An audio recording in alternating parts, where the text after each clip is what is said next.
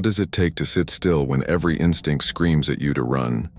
To remain in one place exposed and vulnerable, tapping out Morse code while bullets snap past your head and shells explode close enough to shower you with dirt and shrapnel? Can you imagine being the lifeline for hundreds of men, knowing that if you abandon your post, if you let fear win, those men will die because they can't call for artillery support, can't coordinate with other units, can't request medical evacuation, for they're wounded? What kind of courage does it require to choose communication over survival? To prioritize your equipment over your own life? To stay on the radio when staying means almost certain death? Is the voice on the other end of that radio, calm and professional, giving coordinates and receiving orders, the voice of a hero or just a terrified kid doing his job because someone has to? I'm asking these questions because I was that radio operator, that voice, that kid who stayed at his post during 3 days of hell in the North African desert in November 1942. I know what it means to fight a battle where your weapon isn't a rifle but a radio, where victory isn't measured in enemy killed but in messages transmitted, where heroism is sitting still instead of moving, speaking clearly instead of screaming. This is my story, and it's about discovering that there are many ways to fight, many kinds of courage, and that sometimes the most important warrior on the battlefield is the one who never fires a shot. My name is David Samuel Goldman, and I was a 19-year-old private first class in the 1st Infantry Division, assigned as a radio operator to battalion headquarters. I was from Newark, New Jersey, the son of Jewish immigrants who'd fled pogroms in Poland and built a life in America working in the garment district. I was small, only 5'6", skinny, with bad eyesight that required thick glasses. I was terrible at sports, hopeless at physical confrontations, the kind of kid who got picked on in school and never fought back. When I was drafted in early 1942, I assumed I'd wash out of basic training, that the Army would realize I wasn't cut out for combat and assign me to some desk job far from the fighting.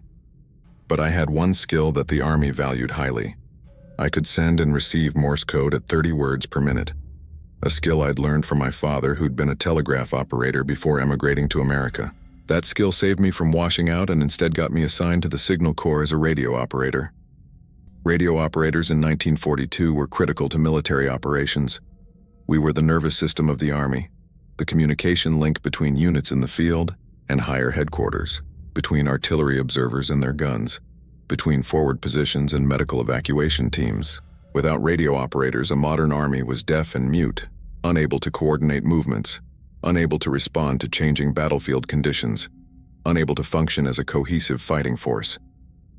We carried the SCR-300 radio, a 40-pound backpack radio that could transmit voice or Morse code for about 5 miles under good conditions.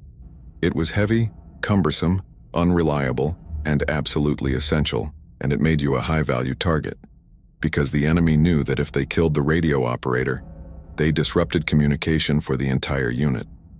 I trained at Fort Monmouth in New Jersey, learned everything there was to know about radio operation, maintenance, and field repair. I learned about frequencies and antennas, about atmospheric conditions that affected transmission, about codes and procedures and radio discipline. I learned to set up, operate, and break down a radio station under various conditions to work in darkness and rain and extreme temperatures. I memorized the phonetic alphabet, practiced voice procedure until it became second nature, sent thousands of Morse code messages until my hand moved automatically, translating thoughts into dots and dashes without conscious effort. By the time I shipped out to England in August 1942, I was a competent radio operator, confident in my technical skills, even if I doubted everything else about my ability to be a soldier. The 1st Infantry Division, the Big Red one, was chosen to be part of Operation Torch, the Allied invasion of North Africa in November 1942. It was America's first major offensive operation against Axis forces, designed to give us combat experience against a less formidable enemy than the Germans in France, to establish a base for future operations, and to relieve pressure on the British forces fighting in Egypt.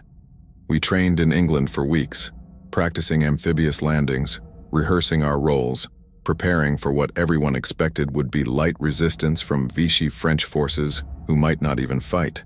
Nobody expected the campaign to be particularly difficult or dangerous. We were wrong, catastrophically wrong, but we didn't know that yet. I was assigned to Headquarters Company, 2nd Battalion, 16th Infantry Regiment, serving as one of 3 radio operators attached to the battalion commander, Lieutenant Colonel Matthews. My job was to maintain communication between battalion and regiment, to relay orders and reports, to coordinate with supporting units like artillery and armor. It was supposed to be a relatively safe job, working from the battalion command post, which was usually several hundred yards behind the front lines. Radio operators weren't expected to be in direct combat, weren't supposed to be shooting at the enemy or engaging in close quarters fighting. Our fight was different, quieter, technical rather than physical. We fought with frequencies and antennas, with clear transmissions and accurate message relay. At least that's what I thought before we landed in North Africa. We hit the beach near Oran, Algeria on November 8, 1942 at 0100 hours. The landing was confused and chaotic, boats going to wrong beaches, units getting separated in the darkness, equipment getting lost in the surf. I came ashore with the headquarters group, struggling through waist-deep water with my 40-pound radio on my back, plus my regular combat load, nearly drowning twice before reaching the beach. The Vichy French did fight, contrary to what we'd been told, and there was small arms fire and some artillery, but nothing compared to what we'd face later. We secured the beachhead by dawn and began moving inland, encountering scattered resistance, taking our initial objectives with acceptable casualties. By November 10th, we'd captured Oran and were preparing to push east toward Tunisia, where the Germans were landing forces to prevent us from taking the entire North African coast. The real fighting started on November 15th when we made contact with German forces near a town called Medjez-el-Bab in Tunisia. The Germans were veterans, Afrika Korps soldiers who'd been fighting in the desert for over a year, commanded by officers who understood mobile warfare and desert tactics far better than we did. They hit us hard with combined arms attacks, tanks and infantry and artillery working together with a coordination we couldn't match. Our battalion was tasked with holding a position on a ridge overlooking a key road junction, and the Germans were determined to take that ridge and drive us back. What followed was 3 days of the most intense combat I would experience in the entire war. 3 days when I discovered what it really meant to be a radio operator in combat. The German attack started at dawn on November 16th, with an artillery barrage that was unlike anything I'd experienced. Shells rained down on our positions, 80mm artillery and mortar fire that tore up the rocky ground and sent deadly shrapnel flying in all directions. I was in a shallow depression behind a rock outcropping that served as the battalion command post, trying to set up my radio and establish contact with regiment while the world exploded around me. My hands were shaking so badly I could barely manipulate the controls, could barely tune the frequency. Lieutenant Colonel Matthews was beside me, trying to assess the situation, trying to understand where the attack was coming from and where we needed to concentrate our defenses. "Goldman, I need contact with regiment now. We need artillery support or we're going to be overrun." I nodded, unable to speak, and forced my hands to steady, forced myself to focus on the radio instead of the shells exploding nearby. I got the radio working, established contact with the regimental radio net, and began relaying information. Matthews gave me situation reports and requests for support, and I translated them into clear, concise radio messages, transmitted them to regiment, and relayed their responses back to Matthews. It was like being a human telephone line, taking words from one end and delivering them to the other, except the phone line was under constant attack and could be severed at any moment by a shell fragment or a bullet.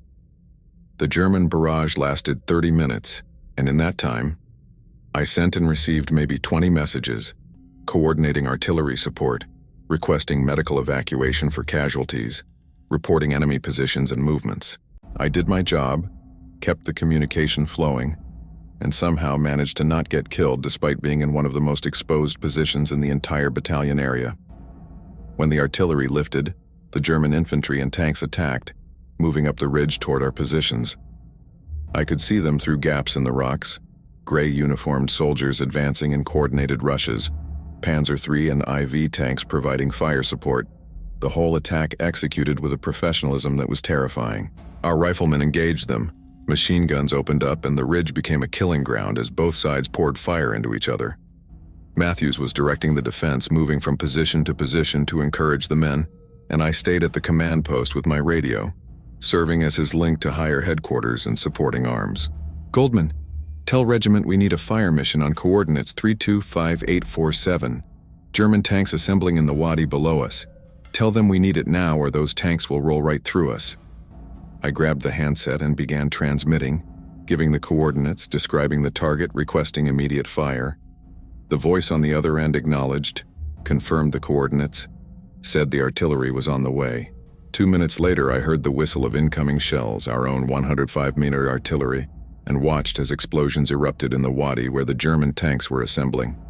The tanks scattered, the attack stalled, and we'd bought ourselves a few more minutes. Matthews clapped me on the shoulder. Good work, Goldman. Keep that line open. We're going to need more support before this is over. The attack continued through the morning, wave after wave of German infantry trying to take the ridge, supported by tanks and mortars and machine gun fire. I stayed at my radio, crouched behind that rock outcropping, sending and receiving messages while bullets snapped overhead and shells exploded close enough to shower me with rocks and dirt. My world narrowed to the radio and the voice on the other end, to the steady rhythm of transmit and receive, to the mechanical process of communication that kept me functional when fear threatened to overwhelm me. I stopped thinking about the danger, stopped worrying about being hit, just focused on doing my job because men were depending on me to keep the communication flowing. Around noon, a German artillery shell landed 10 yards from the command post. The explosion was deafening, the concussion lifting me off the ground and slamming me into the rocks behind me. I felt pain in my left arm and leg, looked down, and saw blood soaking through my uniform. Shrapnel had hit me, multiple pieces, though none of the wounds seemed life-threatening. But more importantly, the radio was damaged. The handset was shattered, the antenna was bent, and when I tried to transmit, nothing happened. The radio was dead, our link to regiment was severed, and we were on our own in the middle of a major German attack. Matthews crawled over to check on me, saw the blood, saw the destroyed radio. How bad are you hit?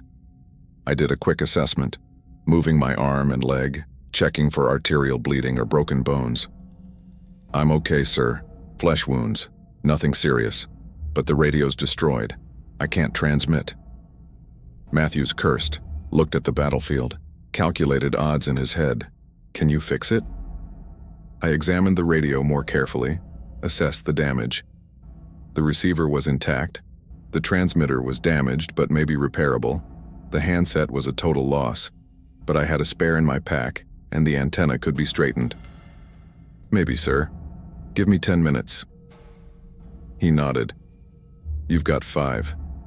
We need that radio, or we're going to lose this position. I went to work, ignoring the pain from my wounds, ignoring the battle raging around me, focusing entirely on the radio. I pulled out my spare handset, connected it, tested the receiver, and confirmed it worked. The transmitter was the problem. A damaged connection that I had to repair with shaking hands and improvised tools while shells exploded nearby. I soldered the connection using a field repair kit, tested it, found it still didn't work, tried again. My hands were covered in blood. I couldn't tell if it was from my wounds or just from working with sharp metal, but I kept working because Matthews needed this radio, and men would die without it. After what felt like hours but was probably only 4 minutes, I got the transmitter working, straightened the antenna enough to function, and keyed the handset. Red 1, this is Red 6, radio check, over. The voice on the other end came through clearly. Red 6, this is Red 1, I read you 5 by 5, over. I'd done it. The radio was working. Matthews was back immediately. Goldman, tell regiment the Germans are massing for another attack. We need everything they've got, artillery, air support, anything. We can't hold another assault without support. I transmitted the message, gave the situation report, requested immediate fire support. Regiment acknowledged, said they'd send everything they could, but it would take time. Time we probably didn't have. The German attack came 15 minutes later, the heaviest yet, tanks and infantry hitting us from two sides trying to encircle our position. Matthews directed the defense brilliantly, shifting men to threatened areas, concentrating fire where it would do the most good. But we were being slowly overwhelmed, and through it all I stayed at my radio, wounded and bleeding but still transmitting, still coordinating, still fighting my quiet technical battle while the shooting war raged around me. The artillery support arrived just in time, a massive barrage that hit the German forces as they were preparing for their final assault. The shells tore into their assembly areas, destroying tanks, killing infantry, breaking up the attack before it could achieve its full momentum. The Germans pulled back, regrouped, and tried again, but the artillery followed them, walking the barrage across the battlefield, creating a curtain of fire that the Germans couldn't penetrate. Our position held barely, and as the sun began to set, the German attack petered out. We'd survived the first day, though the cost had been terrible. The battalion had taken over 30% casualties, dead and wounded, and we were running low on ammunition and water, but we held the ridge, held our position, and communication had been a major factor in that success. A medic came to treat my wounds as soon as there was a lull in the fighting. The shrapnel had cut my left arm in 3 places and my left leg in 2, but as I'd assessed, none of the wounds were serious. The medic cleaned them, applied sulfa powder, bandaged them, and told me I should be evacuated for treatment. I refused. Matthews needed radio operators. We'd already lost 1 killed and 1 wounded badly enough to be evacuated, and I was the only one left who knew all the frequencies and procedures. The medic argued, said I was risking infection, but I wouldn't budge. Matthews settled it. Goldman stays. We need him more than the field hospital does. Just patch him up and let him work. So the medic did his best with field dressings and moved on to treat more seriously wounded men. That night, I maintained radio watch while Matthews tried to reorganize the battalion and prepare for the next day's inevitable attack. I sent reports to regiment, coordinated resupply efforts, relayed messages between companies, kept the communication flowing. My wounds throbbed and burned, my whole body ached from the concussion. I was exhausted beyond measure, but I stayed at my post because there was no one else. Around midnight, Matthews brought me a canteen of water and a can of rations. "You did good today, Goldman. You kept us connected when it mattered most. Get some rest when you can, tomorrow's going to be worse." I thanked him, drank the water, tried to eat though I had no appetite, and went back to the radio. Rest would have to wait. The radio net was active all night with traffic, situation reports, coordination for tomorrow's defense, evacuation of wounded, requests for resupply. I handled it all, my hand automatically tapping out Morse code, my voice giving clear, concise voice transmissions, the mechanical rhythm of communication keeping me functional when exhaustion threatened to shut me down. The German attack on November 17th started even earlier than the first day, with artillery falling on our positions at 0500 hours. Matthews had expected it, had prepared as well as he could given our depleted state, and when the attack came, we were ready, or as ready as we could be. The fighting was even more intense than the previous day, Germans throwing everything at us, determined to take the ridge regardless of cost. I stayed at my radio, coordinating artillery support, calling in airstrikes when our fighters could get through, requesting ammunition resupply for companies that were running critically low. My wounds had stiffened overnight and every movement sent pain shooting through my arm and leg, but I ignored it, focused on the radio, on the job that only I could do. Around 0900, disaster struck. A German tank, probably a Panzer IV, got close enough to fire its main gun directly at the command post. Matthews had moved forward to assess the situation, but 3 other headquarters personnel were in the depression with me when the tank fired. The shell hit the rocks directly above us and the explosion was catastrophic. 1 man was killed instantly, decapitated by shrapnel. Another lost both legs and died within minutes despite the medic's best efforts. The 3rd was wounded but survived, and I was buried under a pile of rocks and dirt, trapped, unable to move, struggling to breathe. The radio, miraculously, was undamaged, still on my back, still functioning, but I couldn't reach it, couldn't operate it, couldn't do my job. I tried to call for help, but my voice was barely a whisper. drowned out by the battle noise. I was suffocating, dying, and all I could think about was that I was failing in my mission, failing the men who depended on that radio. I don't know how long I was trapped. Minutes probably, though it felt like hours. Then hands were pulling rocks away, voices were shouting, and suddenly I could breathe again. A corporal from headquarters and 2 riflemen who'd seen the shell hit had come to dig us out. They pulled me free, checked me for injuries, found me bruised and battered but with no new serious wounds. The radio was still intact, still on my back, still our lifeline to regiment. I immediately grabbed the handset, transmitted a situation report, told regiment we'd taken casualties at the command post but were still in action. The voice on the other end acknowledged, and I went back to coordinating support, back to doing my job, because that's what you do. You keep working until you can't work anymore. Matthews returned to the command post, saw the devastation, saw the casualties, saw me sitting there covered in dirt and blood but still on the radio. He just nodded, a gesture of acknowledgement and respect, and went back to directing the defense. The battle raged through the day, a confused, desperate fight that could have gone either way.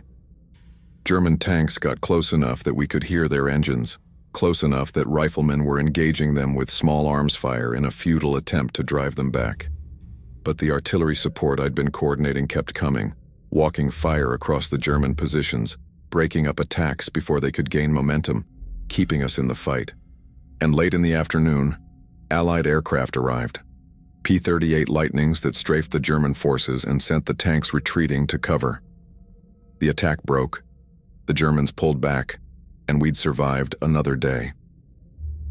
That night, Matthews called me to his position. He looked exhausted, aged 10 years and 2 days, but his voice was steady. "Goldman, regiment's sending a replacement radio operator tomorrow. You're being evacuated. Those wounds need proper treatment, and you've done enough. More than enough." I started to protest, started to say I could keep going, but he held up his hand. "That's an order, Private. You've fought your fight, and you've fought it better than anyone could have asked. Now let someone else take over. You've earned the rest." I wanted to argue, wanted to insist I could continue, but I was so tired, so drained, that I just nodded. "Yes, sir. Thank you, sir." He shook my hand, a rare gesture from an officer to an enlisted man. "No, Goldman, thank you. You kept us connected when it mattered most. You might have saved this battalion. Don't ever think radio operators don't fight.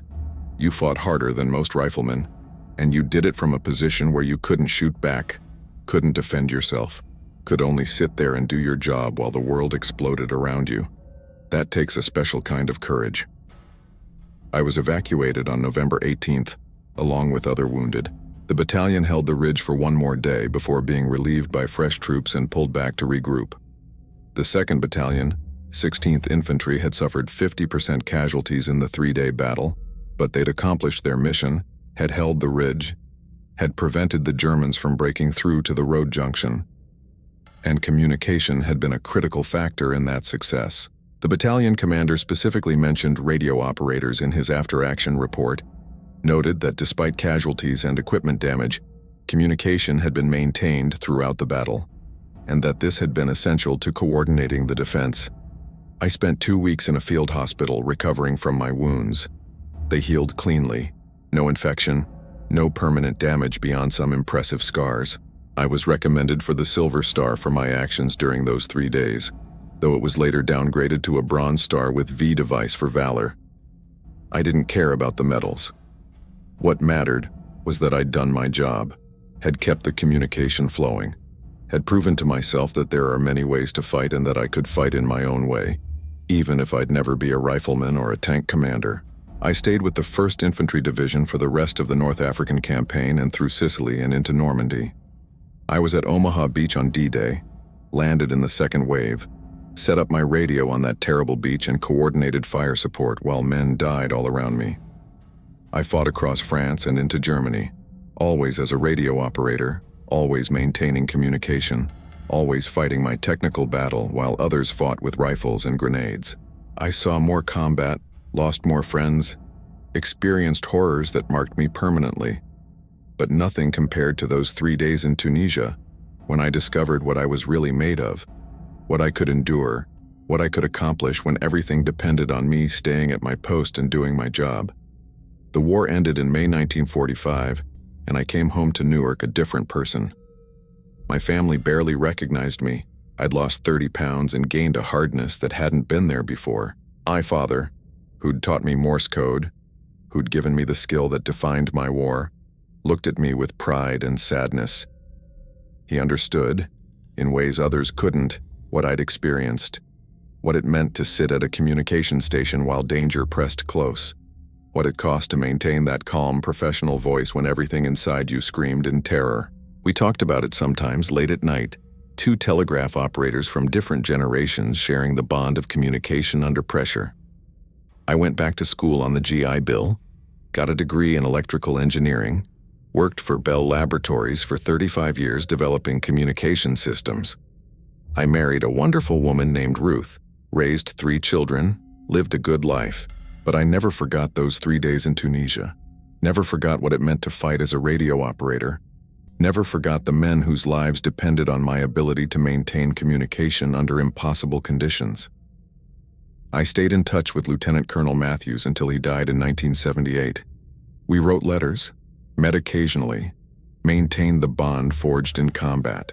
He told me once that he'd commanded men for over 20 years, combat and peacetime, and that I was one of the bravest soldiers he'd ever known.